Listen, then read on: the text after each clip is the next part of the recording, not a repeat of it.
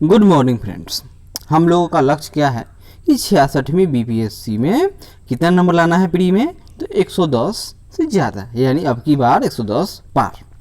तो इसी कड़ी का यह तीसरा वीडियो है और इसमें हम लोग क्या देखेंगे, हम लोग देख रहे थे जो बीपीएससी के द्वारा पुराने सालों में जो क्वेश्चन पूछे गए हैं उसी का ही हम लोग एनालिसिस कर रहे थे।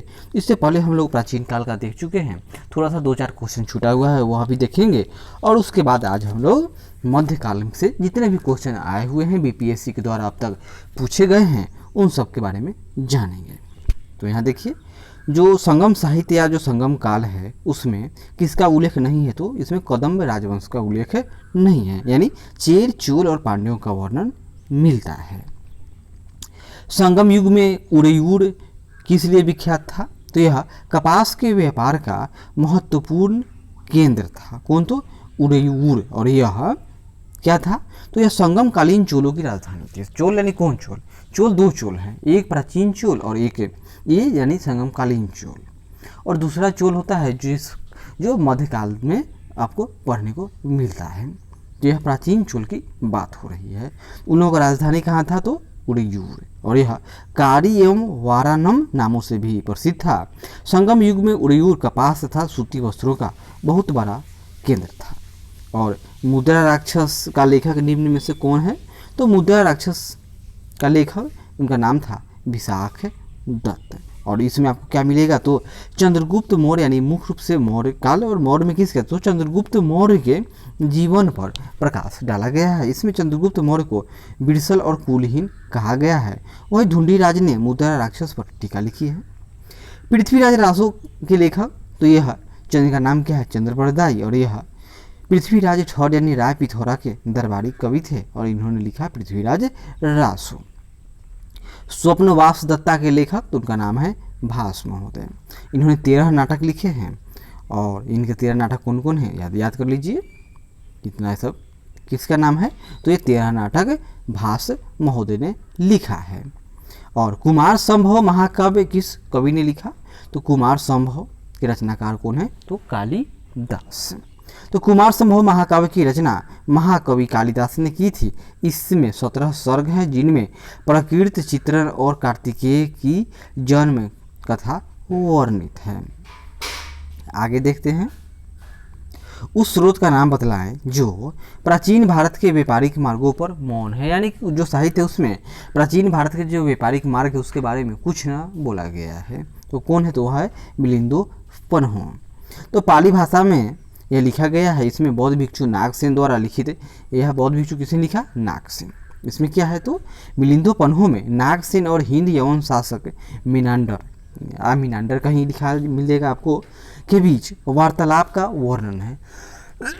सॉरी, इसमें व्यापारिक मार्गों का वर्णन नहीं मिलता है। हर्षचरित नामक पुस्तक किसने लिखी, तो हर्षचरित नामक पुस्तक के रचयिता का नाम है वान भट्ट। हर्षचरित ग्रंथ की रचना सुप्रसिद्ध लेखक बाण भट्ट ने की थी। यह वर्धन वंश के इतिहास का प्रमुख स्रोत है। यह एक आख्यायिका है जिसमें लेखक अपने समकालीन शासक और उसके पूर्वजों के जीवन वृत्त का वर्णन प्रस्तुत करता है। और चोल काल किस लिए प्रसिद्ध था, तो चोल कालों का संबंध था स्थानीय स्वशासन यानी ग्राम पंचायत।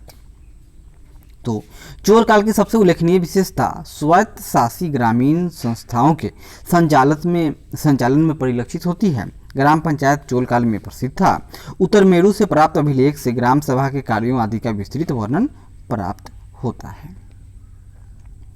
आगे देखिए, जो दक्षिण भारत के मंदिर मिलेंगे या जो साउथ का फिल्म देखते हुएगा उसमें वहाँ के मंदिर बहुत बड़े बड़े विशालकाय रहते हैं। क्वेश्चन है, दक्षिण भारत के मंदिरों के आकर्षक द्वार क्या कहलाते हैं, यानी गेट की बात हो रही है। जैसे कि मंदिर, यह मंदिर हो गया, इसके चारों इस तरह से बाउंड्री होगा और यहाँ पर मंदिर से भी बहुत ऊंचा, बहुत ही नक्काशी किया हुआ एक गेट बनाया जाएगा, तोरण। उसका नाम क्या था, उसको कहा जाता है गोपुरम। तो दक्षिण भारत के मंदिरों के आकर्षक द्वार को गोपुरम कहते हैं। पांड्यों चोलों के राजकाल में द्रविड़ शैली पनपती रही। पांड्यकाल में मंदिर छोटे होते थे, यानी पांड्यकाल में इसका आरंभ हुआ था। किंतु उनके प्रांगण के चारों ओर अनेक प्राचीर बनाए जाते थे। मतलब कि पहले किसी राजा ने मंदिर बना दिया और वह उसका बाउंड्री है, उस पर उसका यह गेट बना दिया, यानी यह तोरण है, मतलब यह गोपुरम है। फिर अगला राजा आया और उसने कुछ बड़ा क्षेत्र जीत लिया, तो उसके एवज में वह फिर से यहाँ पर बनाएगा, फिर उसके बाद यह इस तरह से बनाएगा। तो यह धीरे धीरे यह मंदिर विशाल होता गया। मंदिर तो मूल रूप से छोटा ही है, लेकिन जो उसका गेट होगा यानी गोपुरम, वह मंदिर से बहुत ही विशाल भीमकाय हो जाएगा। इनके प्रवेश द्वार, जिन्हें गोपुरम कहा जाता था, भव्य, विशाल और प्रचुर मात्रा में शिल्पकारिता से अलंकृत होते थे। चोलकालीन वास्तुकला की विशेषता मंदिर नहीं अपितु गोपुरम है। अब हम लोग असली मुद्दे पर आए हैं और क्या देखेंगे, मध्यकालीन भारत का इतिहास। तो सबसे पहला क्वेश्चन देखिए, गुप्त वंश का प्रथम शासक कौन था? तो गुप्त वंश का शासक कौन था? तो कुतुबुद्दीन ऐबक। भारत में गुलाम वंश का प्रथम शासक कुतुबुद्दीन ऐबक को माना जाता है, जो 1206 से 1210 तक शासन किया था। तो वह ऐबक यानी कुतुबुद्दीन ऐबक क्या था वह? तो ऐबक नामक तुर्क जनजाति का था वह। कौन? कुतुबुद्दीन ऐबक। बचपन में उसे निसापुर से के काजी फरुखुद्दीन अब्दुल अजीज कुकी ने एक दास के रूप में खरीदा था। काजी ने उसकी उचित ढंग से देखभाल की और सभी शिक्षाओं में पूर्ण कराया। ऐबक बचपन से ही अति सुरीले स्वर में कुरान पढ़ता था, जिस कारण वह कुरान खा यानी कुरान का पाठ करने वाला के नाम से प्रसिद्ध हो गया। बाद में वह निसापुर से गजनी लाया गया। पहले वह कुरान का पाठ करता था क्योंकि उसको काजी खरीदा था। उसके बाद क्या होगा? तो उसके बाद में वह निसापुर से गजनी लाया गया, जहां उसे गोरी ने खरीद लिया और अपनी प्रतिभा, लगन और ईमानदारी के बल पर शीघ्र ही ऐबक ने गोरी का विश्वास प्राप्त कर लिया और गोरी ने उसे अमीर-ए-आखूर यानी अश्वशाला का प्रधान नियुक्त किया और यहीं से उसके जीवन का एक नया अध्याय आरंभ होता है। वह दिल्ली का प्रथम या पहला तुर्क शासक था, यद्यपि वह लाहौर से ही शासन करता था। उसी को भारत में तुर्की राज्य का संस्थापक भी माना जाता है। गोरी की मृत्यु के बाद लाहौर के नागरिकों द्वारा आमंत्रित करने पर वहां पहुंचकर शासन सत्ता अपने हाथ में लिया। यद्यपि उसने अपना राज्याभिषेक गोरी की मृत्यु के 3 माह पश्चात जून 1206 में कराया, लेकिन ऐबक ने कभी भी सुल्तान की उपाधि धारण नहीं की। उसने केवल मलिक और सिपह सालार की पदवियों से ही अपने को संतुष्ट रखा।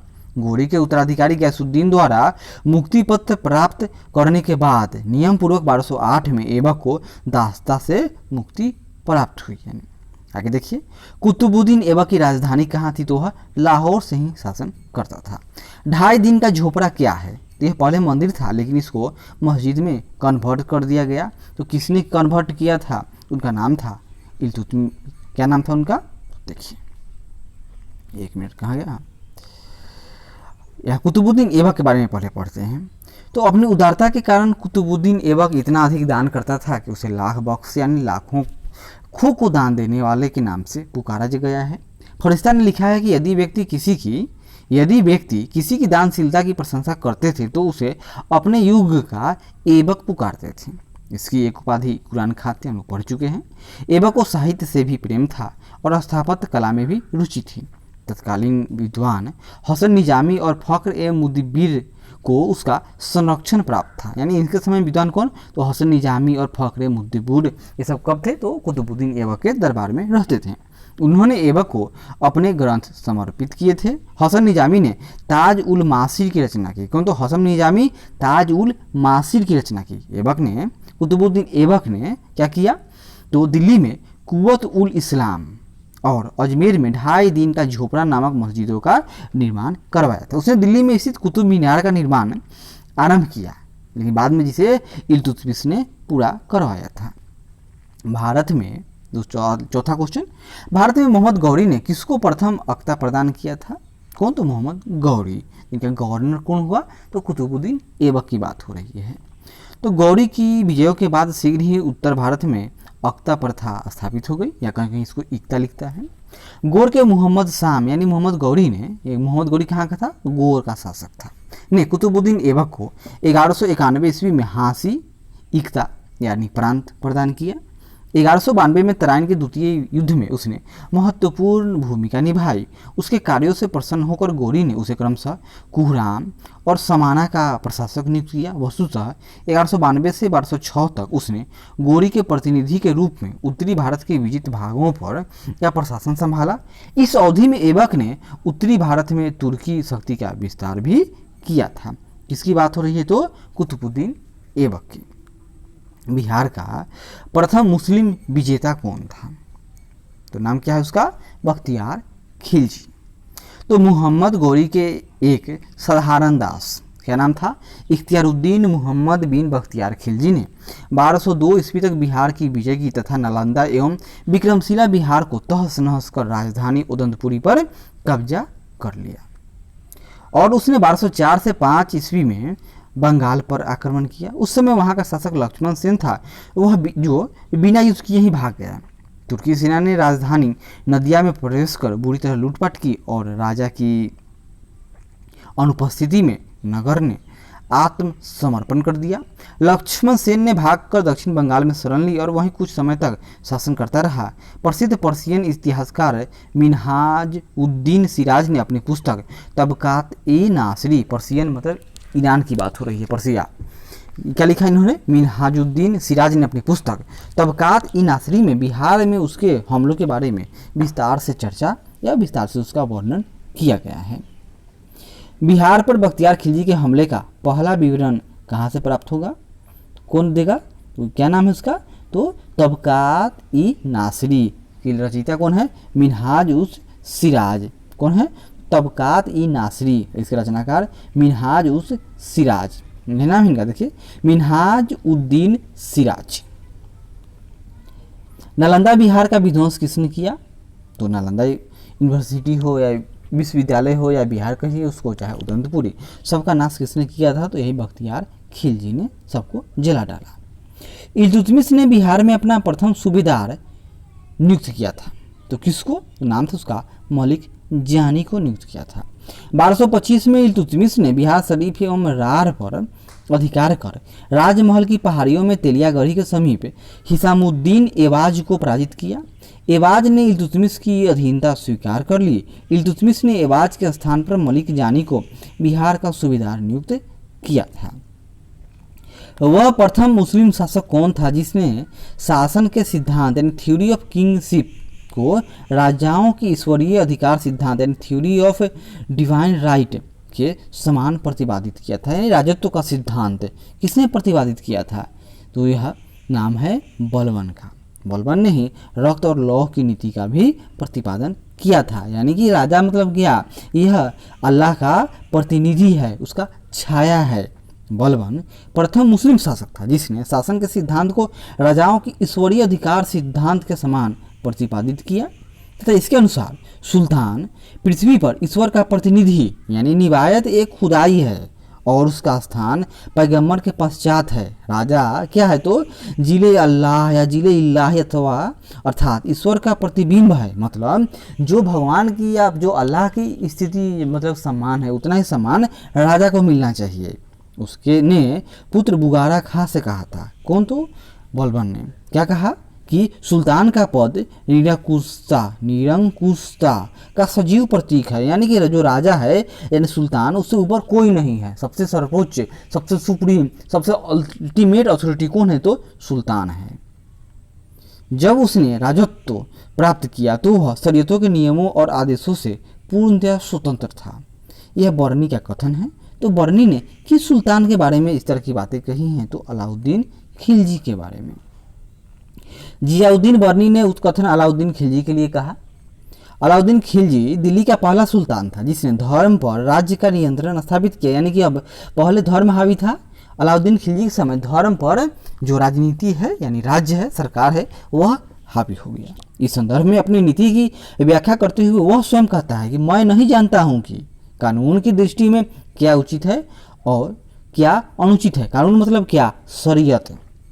मैं राज्य की भलाई अथवा अवसर विशेष के लिए उपयुक्त समझता हूँ, उसी को करने की आज्ञा देता हूँ।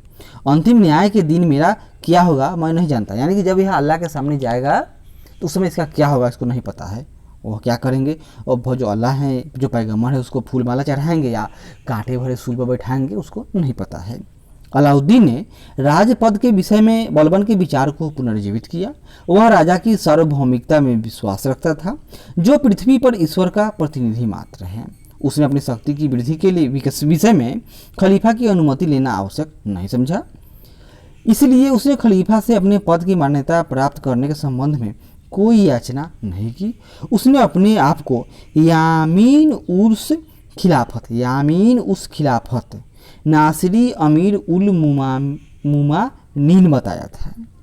इस प्रकार अलाउद्दीन दिल्ली का पहला सुल्तान था जिसने धर्म को राजनीति में हस्तक्षेप नहीं करने दिया। अलाउद्दीन उलेमा वर्ग के प्रभाव से मुक्त रहा। अलाउद्दीन खिलजी के प्रसिद्ध सेनापतियों में से किसकी मंगोलों के विरुद्ध लड़ते हुए मृत्यु हो गई थी? अलाउद्दीन खिलजी के समय की बात है। क्या नाम था उसका? जफर खां। अलाउद्दीन का प्रसिद्ध सेनापति जफर खां मंगोलों के विरुद्ध लड़ता हुआ मारा गया, जो अपने समय का श्रेष्ठ और साहसी सेनापति था। जफर खां के शौर्य और भारतीय सेना की दृढ़ता से मंगोल इतने प्रभावित हुए कि वे उसी रात 30 कोस पीछे हट गए और वापस चले गए थे। रानी पद्मिनी का नाम अलाउद्दीन की चित्तौड़ विजय से जोड़ा जाता है। तो जो रानी पद्मिनी है, इनके पति का नाम क्या था? तो क्या नाम था? तो उनके पति का नाम था राणा रतन सिंह। तो पद्मिनी की कहानी के आधार 1540 ईस्वी में तो 1540 ईस्वी में क्या होगा? तो भारत पर सूर वंश का शासन था, यानी शेरशाह सूरी का। तो ईस्वी में मलिक मोहम्मद जायसी द्वारा लिखित काव्य पुस्तक पद्मावत है। इसके अनुसार पद्मिनी चित्तौड़ के राणा रतन सिंह की अत्यंत सुंदर और विदुषी यानी तेज चालाक पत्नी थी। अमीर खुसरो ने सुलेमान और रानी साहिबा के प्रेम प्रसंग का उल्लेख अपने ग्रंथ में किया था और उसने अपने संकेतों में अलाउद्दीन की समता सुलेमान से और पद्मिनी की तुलना साहिबा से की थी। संभवतः इसी आधार को मानकर मलिक मोहम्मद जायसी ने पद्मावत की रचना की और राणा रतन सिंह की रानी पद्मिनी की कहानी बनी। अलाउद्दीन खिलजी के आक्रमण के समय देवगिरी का शासक कौन था? तो अलाउद्दीन के आक्रमण के समय देवगिरी के शासक, उनका नाम क्या है? तो रामचंद्र देव था। तो अलाउद्दीन के आक्रमण के समय देवगिरी का शासक रामचंद्र देव था और 1296 ईस्वी में देवगिरी के शासक रामचंद्र देव ने अलाउद्दीन के सफल आक्रमण से बाध्य होकर उसे प्रतिवर्ष एलिचपुर की आय भेजने का वादा किया, लेकिन परंतु 305 ईस्वी अथवा 306 ईस्वी में उसने उस कर को दिल्ली नहीं भेजा। बहुत सारे कारण हो सकते हैं, जिस कारण 1307 में अलाउद्दीन ने मलिक काफूर के नेतृत्व में एक सेना देवगिरी पर आक्रमण करने के लिए भेज दिया और जिसके परिणाम स्वरूप राजा रामचंद्र देव युद्ध में पराजित हो जाएंगे और वे आत्मसमर्पण करते हैं। इसके बाद क्या होता है?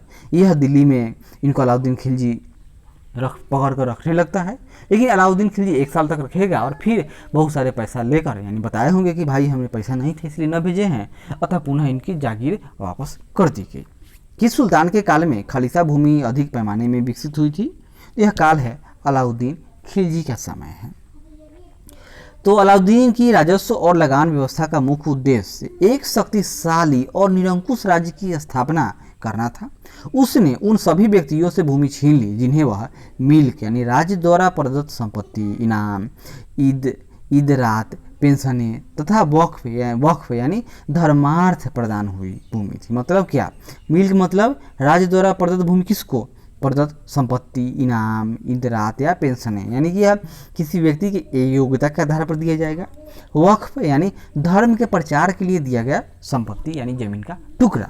इन सब को क्या किया? तो अलाउद्दीन खिलजी ने खालसा भूमि में परिवर्तित कर दिया, यानी कि जो खालसा यानी सुल्तान यानी राज्य का संपत्ति हो गया, प्रॉपर्टी हो गया।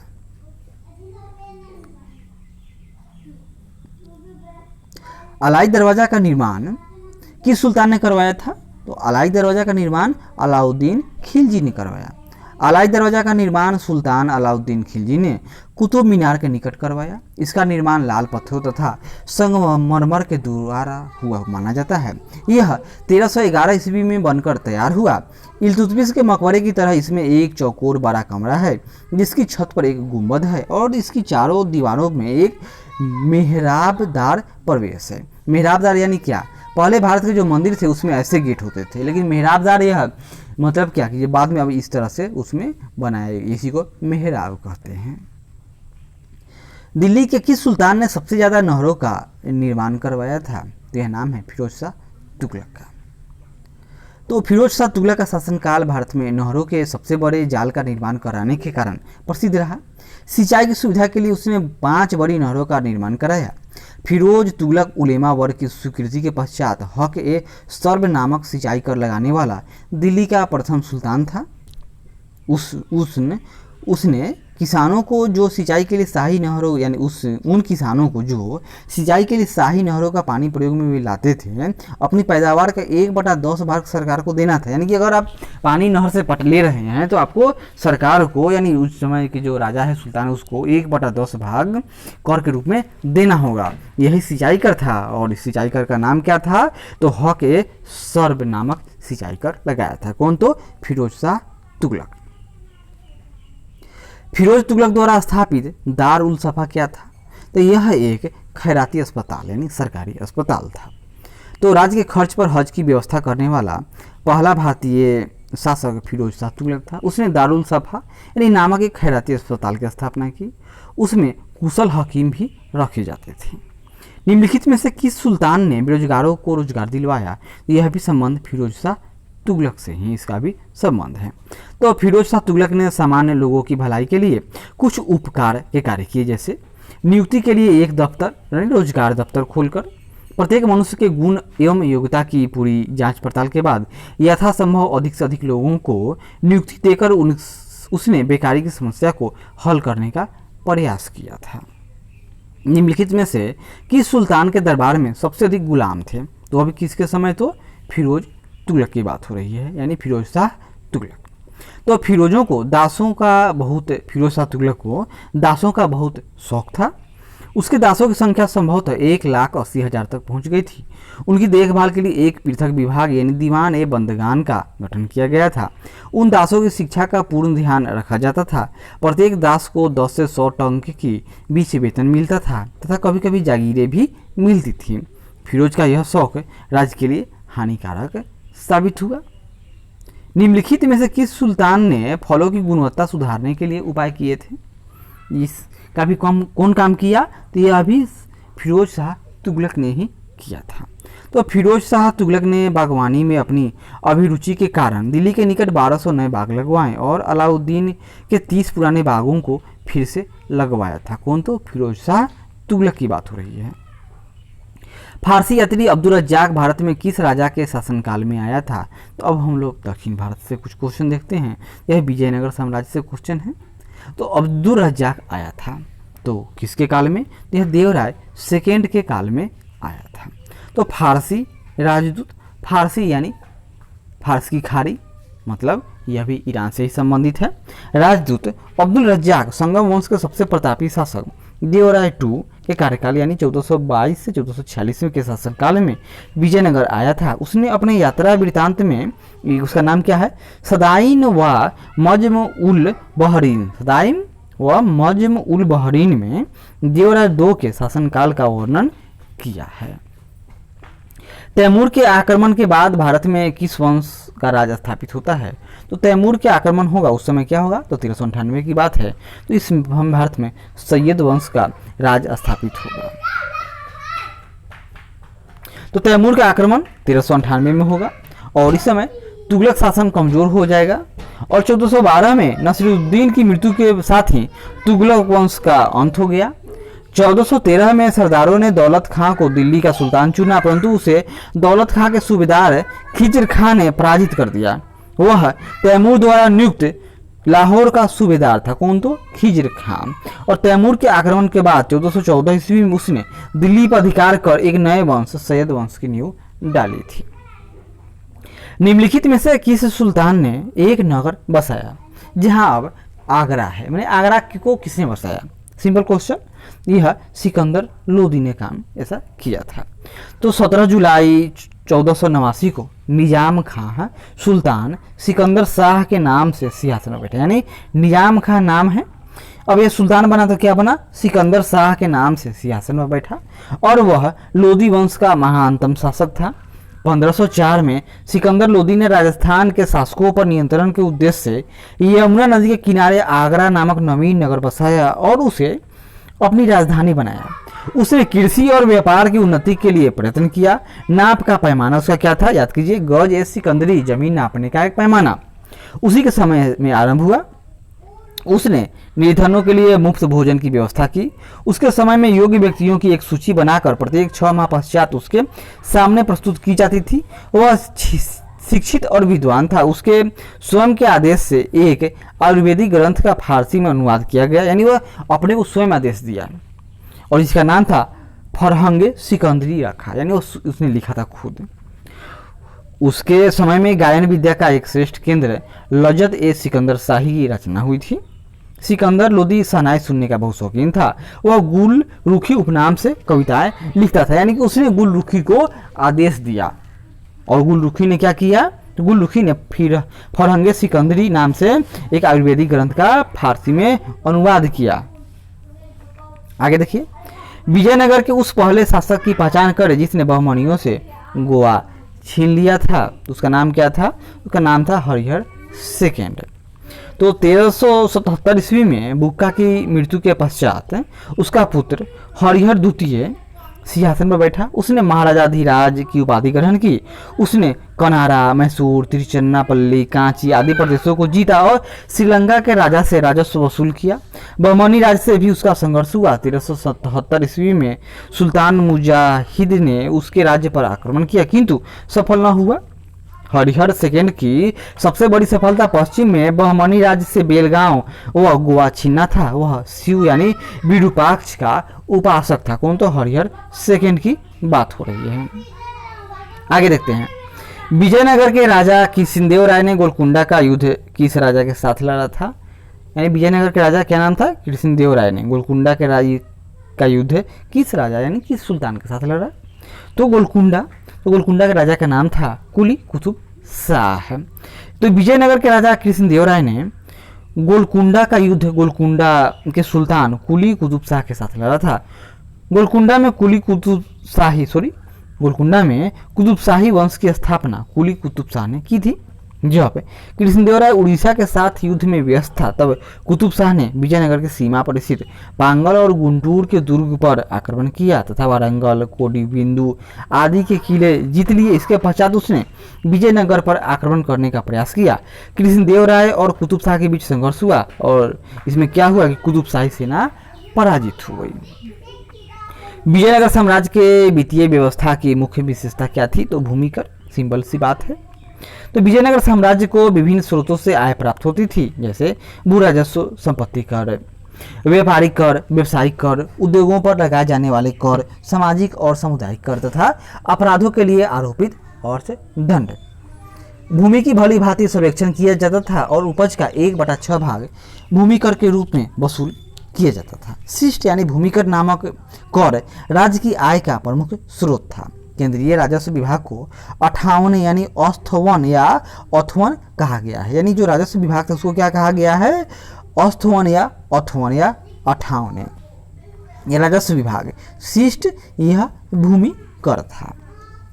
विजयनगर साम्राज्य का अवशेष कहाँ से मिलता है, तो यह हम्पी से मिलता है। किसे, तो हम्पी, और हम्पी के खंडहर कहाँ है, तो वर्तमान कर्नाटक में है, जो विजयनगर साम्राज्य की प्राचीन राजधानी का प्रतिनिधित्व करते हैं। विजयनगर काल में बना विरूपाक्ष मंदिर यहीं पर अवस्थित है।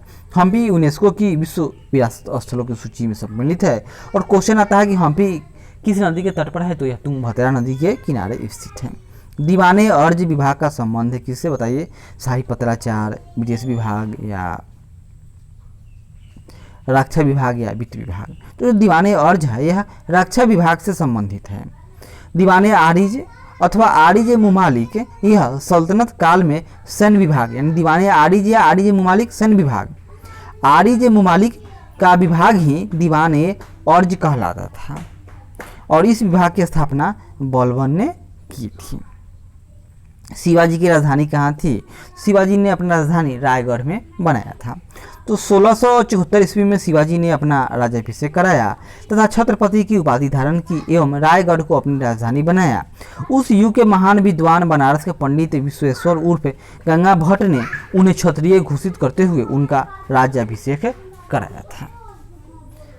सरंजामी प्रथा किससे संबंधित है, तो सरंजामी प्रथा का संबंध मराठा भू राजस्व से है और यह बहुत ही विवादित था। यहाँ देखिए, मराठा काल में सरंजामी प्रथा भू राजस्व प्रशासन से संबंधित थी। इस काल में मराठा जमींदारों को सरंजामी भूमि उनके निर्वहन के लिए प्रदान की जाती थी।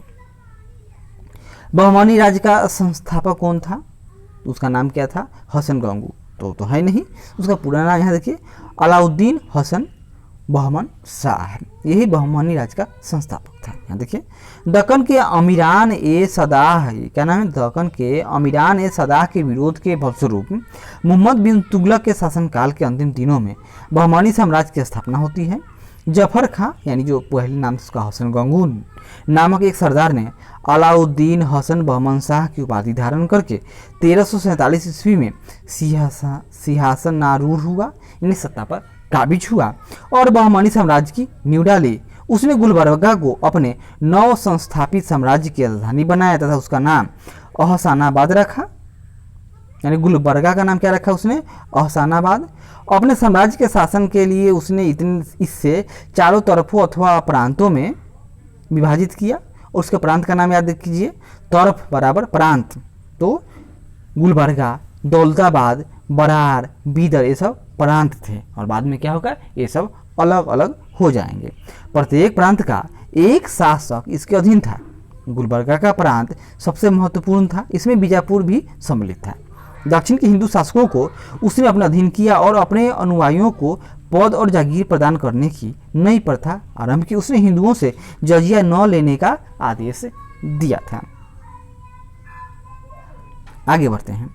निम्नलिखित में से कौन भूमि उत्पाद पर लगने वाले कर को इंगित करता है? यानी भूमि उत्पाद पर खराज, खुम्स, उस्र या मुक्तई। तो इसका उत्तर क्या होगा?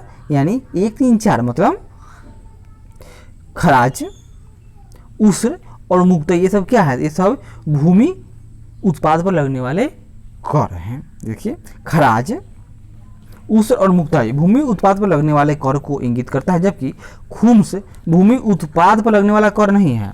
यह क्या है? खुम्स, यह लूटा गया धन था, यानी कहीं युद्ध होगा, कहीं आक्रमण करेगा राजा, तो वहाँ से जो पराजित क्षेत्र है उसे लूट लिया जाएगा कुछ सामान, वही क्या है? उसी को कहा गया है खुम्स। खुम्स युद्ध में शत्रु राज्य की जनता से लूट में प्राप्त होता था। इस लूट का 4/5 भाग सैनिकों में बांट दिया जाता था और शेष 1/5 भाग राजकोष में जमा होता था। लेकिन अलाउद्दीन खिलजी ने उलट कर दिया और यह 4/5 भाग यानी 80% खुद रखा, यानी राजकोष में जमा होगा, और मात्र 20% भाग ही सैनिकों को में बांट दिया था। सिकंदर लोदी ने गड़े हुए खजाने में कोई हिस्सा नहीं लिया, यानी कि सैनिकों को छोड़ दिया, भाई तुम लोग का ले जाओ। किस सुल्तान ने जमीन में फसल की नपाई का आधा राजस्व के रूप में दावा किया था? ऐसा कौन कर सकता है? नाम है इनका अलाउद्दीन खिलजी। तो देखते हैं, अलाउद्दीन खिलजी दिल्ली सल्तनत का पहला सुल्तान था जिसने भू राजस्व नीति में परिवर्तन किया और उसने उपज का 50% प्रतिशत भू राजस्व के रूप में निश्चित किया, जिसे अनाज के रूप में लेने के लिए जोर दिया गया। इससे पूर्व बलबन और इल्तुतमिश ने भू राजस्व उपज की 1/3 दर से अधिक नहीं लिया था, लेकिन यह आधा लिया, यानी 50% वसूल कर लिया। कौन? तो अलाउद्दीन खिलजी की बात हो रही है। इससे पूर्व बलबन हो गया। मोहम्मद बिन तुगलक के काल में भी भूमि कर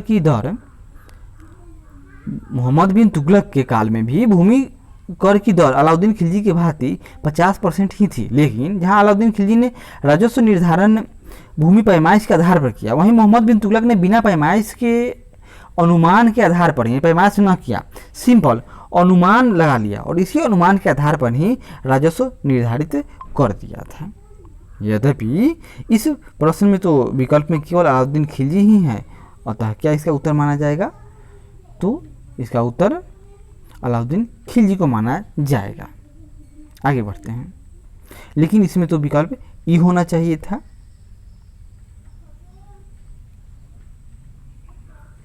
आगे बढ़ते हैं। शेख बहाउद्दीन, क्या नाम है इनका? शेख बहाउद्दीन जकरिया किस संप्रदाय के थे? क्या नाम था? शेख बहाउद्दीन जकरिया। तो इनका संबंध सूरावादी संप्रदाय से था। किसी तो सूरावादी संप्रदाय से थे। भारतवर्ष में सूरावादी संप्रदाय शेख बहाउद्दीन जकरिया इसने आरंभ किया था। किसने? तो भारतवर्ष में सूरावादी संप्रदाय शेख बहाउद्दीन जकारिया ने आरंभ किया था। सूफियों की संप्रदाय में शेख सदरुद्दीन आरिफ, शेख रुकनुद्दीन अबुल फतह और शेख जलालुद्दीन सुर्ख आदि हुए हैं। इस संप्रदाय के संत सुखमय जीवन पर बल देते थे, धन और संपत्ति को साधना में बाधक नहीं मानते थे। यह 35 क्वेश्चन है। इसके बाद हम लोग अगले वीडियो में इससे आगे बढ़ेंगे। तब तक धन्यवाद। आशा करते हैं कि मध्यकाल का यह क्वेश्चन अच्छा लगेगा। और जो ये सब क्या है, तो हमने नहीं बनाया, ये सब पुराने साल में बीपीएससी के द्वारा पूछे गए क्वेश्चन हैं।